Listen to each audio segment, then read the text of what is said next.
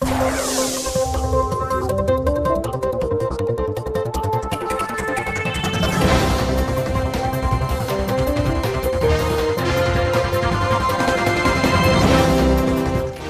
de regreso en JNE Noticias, listos ya para la entrevista. Nos acompaña aquí en el estudio el doctor Jorge Jáuregui. Él es miembro del Instituto Peruano de Derecho Electoral y por supuesto vamos a conversar sobre el proyecto de ley del Código Electoral. Hace una semana se aprobó el cronograma electoral. El día de ayer empezó ya el debate sobre el financiamiento partidario, temas ambos importantes en el Código Electoral, pero seguramente hay mucho más que discutir. ¿Cómo está, don Jorge? Muy buenos días. Verdaderamente es un placer estar en esta entrevista y a sus órdenes. En efecto, todo este fenómeno que venimos discutiendo en el país, ¿no?, respecto a lo que se conoce como la reforma electoral, la reforma política, ha tenido un largo desarrollo en nuestra historia, ¿no? Podríamos considerar que es un proceso que tiene fácil una década, ¿no?, de haberse iniciado.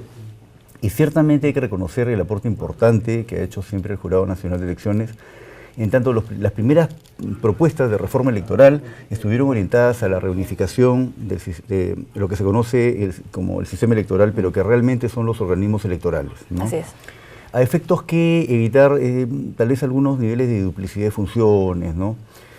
Y eso fue un primer horizonte, estamos hablando hacia el 2007, 2008, de lo que ahora conocemos como reforma electoral. En el transcurso de este proceso hemos visto cómo ha ido migrando de posiciones, luego hacia el 2011, ¿no?, aproximadamente, y nuevamente, y desde el jurado nuevamente, surge la iniciativa de atender un problema que existe en la legislación peruana, que es la dispersión en materia electoral. Entonces surge la iniciativa de una sistematización normativa, lo que ahora llamamos la codificación, el Código Electoral, que en efecto es una propuesta muy positiva porque atiende uno de los problemas relevantes que se puede apreciar en para el funcionamiento del sistema político peruano. Pero hay que señalar también que hay otros problemas que no están directamente vinculados a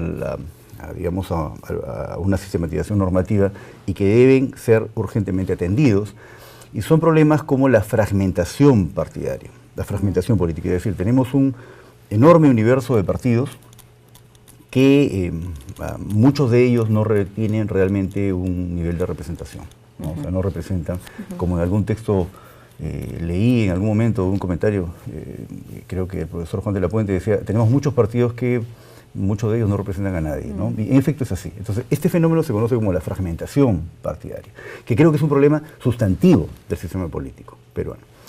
Otro problema relevante es el relativo a la volatilidad política, es decir, tenemos muchos partidos que entran y salen con una facilidad impresionante realmente del sistema político. Y entonces, esta combinación perversa de un sistema con alta fragmentación partidaria y alta volatilidad partidaria nos lleva a un escenario de una gran, ¿cómo decirlo? No podemos prever qué puede pasar mañana. Es impredecible la política en el Perú. Entonces, en efecto, hay que decir que estos problemas no están atendidos directamente por la sistematización. La sistematización responde a un problema real que ciertamente es una perspectiva muy del administrador de justicia, ciertamente es una visión muy de los abogados que litigamos en estos temas, que vemos estos temas desde una perspectiva jurídica, pero desde una perspectiva institucional del sistema político. Es decir, si queremos lograr que la democracia representativa funcione como tal, es decir, tenga un sistema de representación eficiente, el conector entre la representación, o sea, los representantes elegidos, y los representados que delegan esa facultad a través del voto, son los partidos. Entonces, en las democracias de alto nivel de institucionalidad en el mundo, esencialmente las que se dan en el mundo occidental, los esfuerzos están dados, cuando se habla de reformas electorales y reformas políticas, es para construir, en la coyuntura específica que se tenga, un sistema de partidos consolidado. Por supuesto, y sin embargo, igual uno de los principales objetivos de la reforma electoral es bien fortalecer los partidos políticos, ¿no? Yo tengo aquí unos datos que quisiera compartir con los televidentes. De acuerdo a una encuesta reciente de JFK, el 68% de entrevistados confía en que la reforma promoverá la renovación de los partidos políticos existentes. Ojo, no se habla directamente del fortalecimiento, pero sí de la renovación, que podría ser lo que muchos ciudadanos están esperando también dentro de los partidos. En efecto, lo que haría una reforma electoral sería en esencia, digamos, proveer incentivos, ¿no? Porque hay que nuevas bases también, ¿no? Hay que decir que no se construye sistemas de partidos, ni institucionalidad política con leyes. Eso sería... Pero lo hacen las personas. Sería, digamos, bastante iluso proponer eso, ¿no? Pero sí es cierto que las normas, los diseños institucionales proveen incentivos. Entonces, habría que identificar qué incentivos tenemos que introducir en nuestra legislación, específicamente en el sistema electoral, para lograr esos efectos. La codificación nos va a dar, en el mejor de los casos, un sistema más ordenado en cuanto a las normas, pero lo que sucede es que la evidencia empírica ha demostrado, y en la experiencia comparada más bien, que la conformación del sistema de partidos, que es de lo que estamos hablando hace un buen momento, está más relacionada con el diseño del sistema electoral, es decir, las formas como se distribuyen escaños. Para que vea usted y un poco tener referencia, porque este debate no se ha hecho tan ampliamente, cuando en Chile se ha hablado de reforma electoral, se ha hablado de migrar de un sistema binominal a un sistema proporcional como el que ahora tienen aprobado. Evidentemente porque en Chile el sistema era bastante elitista, eso es lo que se le cuestionó, y querían un sistema de más partidos, más participativo. Entonces, por eso hicieron la migración de un sistema binominal casi mayoritario a un sistema proporcional. Entonces, ¿y en la práctica? En la práctica todavía no tenemos evidencia, no se ha producido ninguna elección con el nuevo sistema, pero sí es cierto que Chile, con el sistema binominal, ha logrado en este tiempo que ha tenido de vigencia el sistema binominal, un sistema institucional, un sistema de partido bastante institucional, bastante más, es uno de los sistemas icónicos en Latinoamérica. Otro ejemplo, en Italia cuando se habló de reforma electoral también se habló de migrar hace unos años de un sistema uninominal a un sistema proporcional y establecer ahí algunos matices de cómo es que se distribuyen los escaños dentro de un sistema proporcional. Entonces, acá tenemos una situación muy particular en el Perú, porque estamos hablando de una reforma electoral que en realidad es una reforma básicamente de aspectos de procedimientos electorales, de sistematización normativa. Claro, de la norma. Me temo que todavía no hemos entrado aún en el tema de fondo, y eso que estamos ya una década hablando de cómo reformar el tema electoral, no hemos entrado en un tema de fondo respecto a qué aspectos necesitamos para construir un sistema de partidos, porque a mi modesto entender eso tiene más que ver con el diseño del sistema electoral. Claro. Previo a la estrategia viene la norma, pues, ¿no? Claro, ciertamente es un avance importante. Es un avance importante. Creo que hay una situación que es muy particular y es que el tema electoral es bastante especializado, entonces digamos que no es tan sencillo generar una corriente de opinión respecto a algo, ¿no? Y por ello que deben generarse estos espacios, ¿no?, de discusión, de compartir información. Ahora que menciona a Chile e Italia, a mí me gustaría preguntarle por la experiencia que tuvo usted como asesor en la misión de observación electoral de la Unión Europea. Ellos estuvieron aquí en enero del 2016, me contaba, hasta junio, 6 meses de bastante trabajo. ¿Cuáles fueron los aportes que dejaron, o el análisis en todo caso que se hizo, ¿no?, de los procedimientos del sistema electoral en el Perú? Ve usted, la misión de observación electoral de la Unión Europea en el Perú fue la única misión de largo plazo que se desarrolló, porque la mayoría de misiones llegaron al Perú básicamente para presenciar el acto de sufragio propiamente, ¿no? Sin embargo, el trabajo que hizo la Unión Europea fue un trabajo de largo aliento de poder ver cómo se decantaron, desarrollaron los diferentes actos del proceso electoral. Y una de las recomendaciones más importantes que causó, digamos, que evidentemente causó preocupación a la misión de observación electoral y por lo cual emitió una recomendación, fue en el sentido de establecer una gradualidad respecto a la sanción por infracciones de lo que se denomina coloquialmente dádivas, entrega de dádivas o regalos.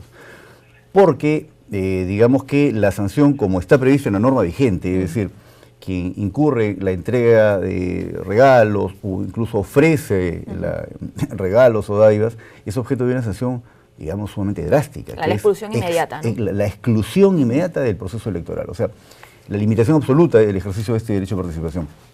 Entonces, lo que la Unión Europea, lo que la misión de observación electoral de la Unión Europea le propuso al Estado peruano es que se introduzca una gradualidad en la aplicación de esta norma, ¿no? De esta sanción. Y en efecto es lo que se tiene que hacer, ¿no? Existe además, digamos, mucha sensibilidad respecto a estas infracciones en la opinión pública, porque se ha visto casos de autoridades, de candidatos, que han incluso planificado esos sistemas de distribución de algunos regalos.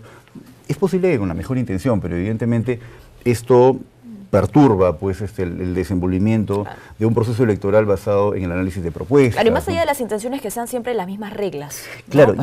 y es por eso que hoy día en la mañana estaba viendo un titular de un diario conocido en el que señalaban que se estaba relajando en el debate que se está haciendo en este momento a nivel político, ¿no? Se estaban relajando las sanciones para las infracciones por entrega de dádivas. Bueno, hay que recordarle a nuestros televidentes, que justamente el día de ayer, ¿no?, la Comisión de Constitución y Reglamento planteó lo siguiente, la gradualidad, justamente, ¿no? En el paralelo que usted menciona con aquellos aportes que dejó esta misión de la Unión Europea, la gradualidad vendría de la siguiente forma. Primero una amonestación, ¿no?, para aquellos que entreguen dádivas, luego una multa y finalmente la expulsión. Claro. Bajo ningún punto de vista se puede señalar que esto es un relajamiento, una flexibilización. Eso es una opinión cuando menos desinformada, ¿no?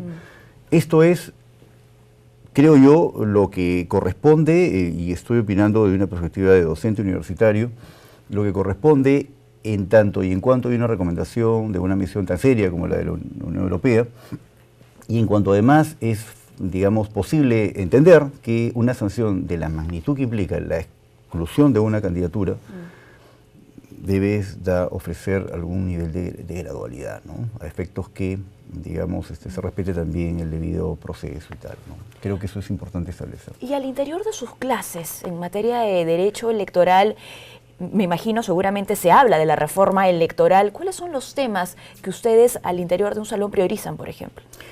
Bueno, hay temas que son fundamentales a efectos de mejorar la calidad del proceso electoral. Aquí no estamos hablando del sistema de partidos, sino del proceso electoral. Y un aspecto sustantivo es mejorar, por ejemplo, el diseño de los procesos electorales, ¿no? Nosotros hemos visto cómo en el caso de las elecciones municipales, sobre todo, existe y aquí esto hay informes de OMPE, informes sobre violencia en elecciones, que han determinado cómo, en muchos casos, con el argumento de la existencia de electores golondrinos, ¿no?, se impulsa violencia para que termina en el ámbito electoral, que termina incluso, en algún caso, destruyendo material electoral o afectando la integridad de algunas personas, ¿no? Esto es un argumento sostenible porque hay muy poca evidencia empírica, muy poca, ¿no?, de que realmente haya habido cambios domiciliarios con la voluntad de alterar resultados, ¿no? En la gran cantidad de casos, cuando se invoca este concepto de los supuestos electores golondrinos, se invoca esto, valga la redundancia, este argumento, con la finalidad de truncar una elección. Es decir, si yo soy un candidato que probablemente veo que no voy a tener éxito electoral, pues invoco el tema, genero violencia y probablemente puedo anular alguna votación en alguna mesa, ¿no? Entonces, sí creo que este es un aspecto importante, que el padrón electoral sea fiscalizado, y aquí hay una competencia constitucional del Jurado Nacional de Elecciones de fiscalizar el padrón electoral, pero en los tiempos que la ley vigente prevé, que son 10 días, realmente es muy poco. Claro, eso se conversó en la semana pasada, ¿no?, cuando se aprobó el nuevo cronograma que pasa de 10 ahora a 30 días, ¿no?, dando al menos algunos días extras para justamente lo que usted acaba de mencionar, la supervisión, la fiscalización de domicilios. Exactamente. Y mire, y acá hay que señalar algo adicional. Y creo un certamen que se hizo aquí en el Jurado Nacional de Elecciones, que es el organismo electoral, digamos, el mayor referente en materia electoral que hay en el país, se hizo un certamen, recuerdo, hace varios años, y se explicaba que efectivamente el elector peruano, que tiene la condición de migrante, bueno, muchos electores tenemos esa condición de migrantes en el Perú, usualmente no cambiamos el domicilio, o no cambiábamos el domicilio, ahora es obligatorio cambiarlo porque hay un mandato legal de hacerlo, cuando uno hace el cambio en términos efectivos. En fin, El elector migrante no cambia su domicilio porque tiene un fuerte arraigo con su lugar de origen, ¿no? Digamos que si es un elector, digamos, que nació en... Lo que aún te conecta con el lugar, exacto. Entonces, muchos de estos casos que podrían ubicarse como posibles casos de golondrinaje, están yendo contra un poco la forma de concebir la cultura política de los peruanos, ¿no? Que no queremos romper ese anclaje con algún lugar del que somos originarios. No necesariamente ahí entonces hay una voluntad por alterar el resultado electoral, ¿no? Entonces, eso es importante que ahí haya un esfuerzo para no solamente el tiempo adecuado para fiscalizar, sino que se envíe el mensaje político claro que el padrón ha sido fiscalizado adecuadamente.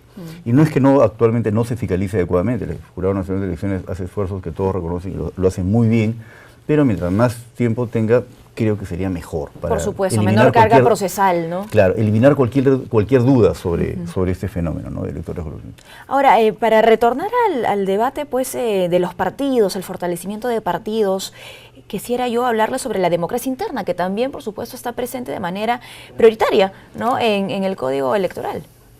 Sí, en efecto, digamos, la democracia interna es un aspecto sumamente importante porque de alguna manera legitima las candidaturas, o sea, en la medida que la democracia interna sea mucho más transparente, ¿no? Sea, digamos, mucho más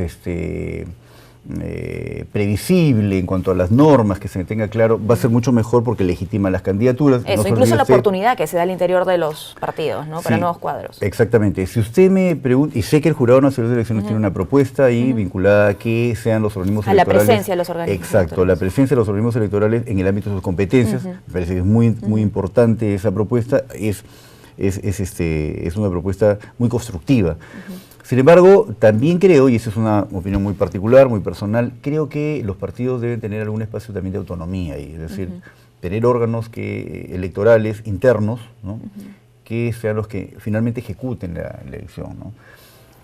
Dado esto a que la naturaleza más íntima de los partidos es la de ser organizaciones privadas, ¿no?, creo que es importante que tengan ahí también un espacio de autonomía, ¿no? Eso me parece algo que también debe acogerse, ¿no? Muy bien, ya finalmente, para terminar, lo dije al inicio de la entrevista, estamos pues a algunos días nada más del cierre de la segunda legislatura y muchos hablan sobre el establecimiento también de una agenda en concreto a partir de agosto, ¿no?, para que el tema no se enfríe, para que la discusión y el debate sigan. ¿Cuál cree usted que deberían ser las prioridades, ¿no?, de discusión? Yo estimo que los temas vinculados al financiamiento político, el financiamiento de la política son temas claves, y dado que tenemos un proceso de elección en ciernes hacia el 2018, corresponde hacer un esfuerzo en ese sentido, ¿no? Creo que hacia el horizonte de las próximas elecciones generales todavía hay varios años que van a permitir un debate mucho más amplio en torno... Agudo. Agudo, en torno a qué problemas queremos solucionar y qué medidas tenemos que aportar para dar esa solución. Y probablemente también sea parte de ese debate pensar en un cambio a nivel del diseño del sistema electoral, ¿no? Dado que el diseño del sistema electoral, pero me estoy refiriendo específicamente a la forma como distribuimos escaños, podría sí tener un efecto directo sobre la composición del sistema de partidos y la relación representante-representado. Vea usted, si tuviésemos un sistema nosotros en el Perú uninominal, tendríamos que tener 130 distritos electorales para elegir en cada uno de estos a un congresista. En el caso de Lima, que tenemos 36 escaños, cada congresista podría ser elegido en un distrito. Entonces, la posibilidad de conexión, y esto es sumamente importante en una democracia representativa, es verdaderamente sumamente importante, es sumamente importante.